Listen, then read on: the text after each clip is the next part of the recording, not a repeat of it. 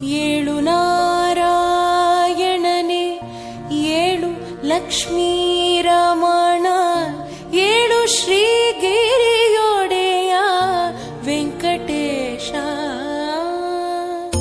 ಏಳು ನಾರಾಯಣನೇ, ಏಳು ಲಕ್ಷ್ಮೀ ರಮಣ, ಏಳು ಶ್ರೀಗಿರಿಯೊಡೆಯ ವೆಂಕಟೇಶ.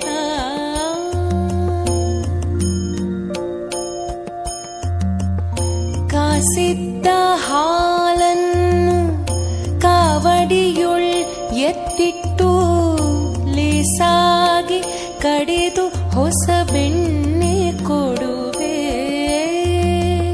ಶೇಷಶಯ